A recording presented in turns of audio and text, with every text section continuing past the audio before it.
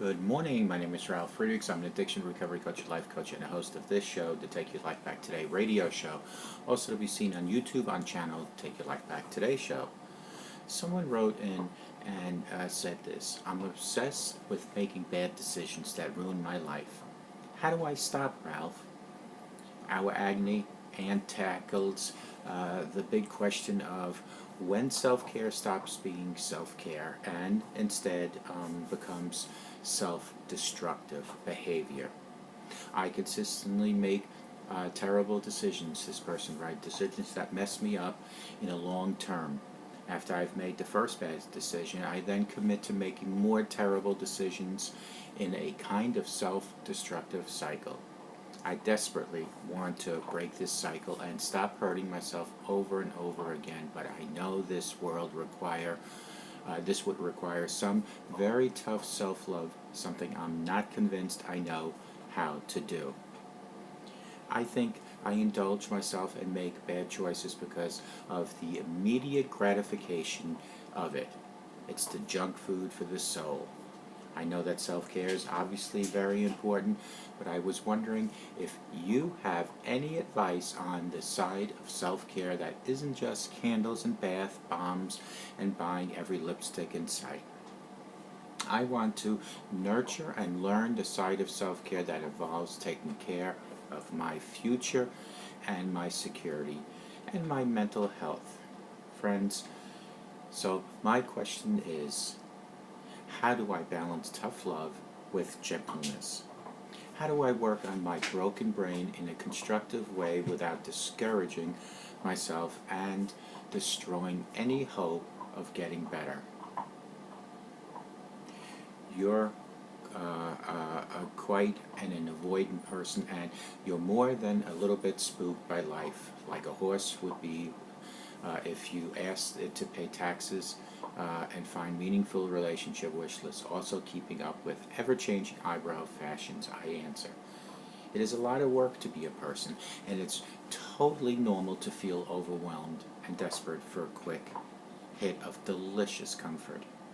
Looking inwards, addressing your issues, and finding sensible solutions isn't a comfortable thing to do. Changing your bed sheets before they start growing new bed sheets, babies indulgent. Doing all of the dishes and paying your bills is not a fun time, nor is it a time that's intimate. But these are prime examples of what kind of care that you and the rest of us need to practice if we want to stand any chance of surviving on this planet. So, you're on board. You know that what you're doing isn't working, and you are ready to change. You want to make better choices and to be able to self-identify as something other than big, stupid, terrible decision maker. What now, you might ask? Well, to really move forward, you'll have to learn where to draw the line between what counts as you taking care of yourself and what is avoidance. Contrary to what a lot of women's magazines would have us believe, self-care at its best and most effective is often miles away from online shopping and giving yourself a homemade facial with an ostrich egg and a half a banana. I know this as well as any person that has screwed up, who's in the process of recovery, that's stopping and changing course partway through a spree of screwing up is a very, very hard thing to do. It will involve a lot of work. Honestly, if I hadn't done it myself, then I'm sure I'd still be convinced it wasn't possible. But I did do it, and you'll do it. Because life is better when you feel in control, when you back your own actions and don't feel ashamed. Start small. Make a list of things that you would like to start doing each and every day.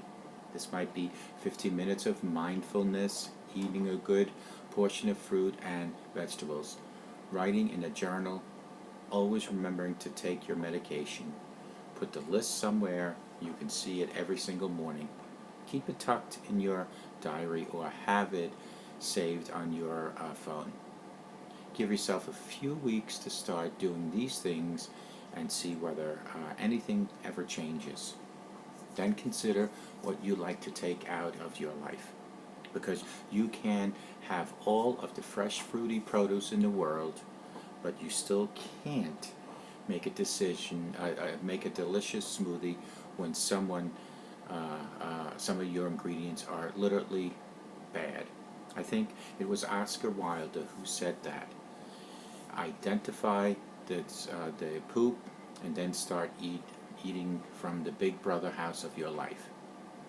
If drinking or drug use brings you more pain than enjoyment, take a good hard look at that habit. If people around you are invested in keeping you in a state of inaction and avoidance, consider whether you might need to pull away.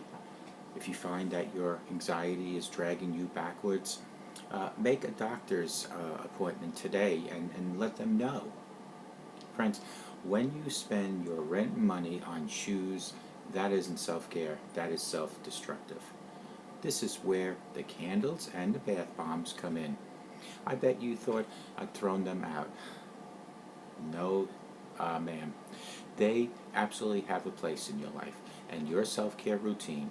Instead of punctuating your life with monetary indulgence, which so often cause you to twice the initial stress down the line, you are going to learn to use that fun and self-care as a reward for trying it. It won't be a reward for succeeding, because at first you probably are not going to do a whole lot of that. You are going to use it as a reward for showing up. Giving it to your best go is the most important thing this morning. Being willing. And you are going to introduce self-congratulation and self-validation starting today, each and every day. Commend yourself for any and all attempts to be a person. Then, when you've tried the hardest and the day is done, you get to take your trying hard shoes and put on your hard-earned reward Crocs. When you spend your rent money on shoes, that isn't self-care. When you blow off an important plan with people you love, that's not self-care. When you ignore all the text messages for 12 days and drink wine in a bath instead of going to work, that it also isn't self-care. It's like when I slip on a ketchup packet in the car park and say it's lunchtime. Calling a thing doesn't make the thing a real thing. Can you imagine having lunch by eating ketchup packets? With practice, all of this will get easier. At the beginning, you will absolutely feel like a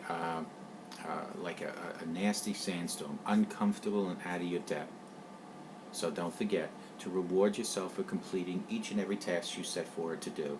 Life doesn't have to be a rotten, difficult slog towards maximum productivity and then eventual death. This is how you balance.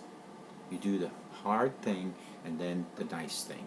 You repeat that system until you can breathe easier. You start small and build up.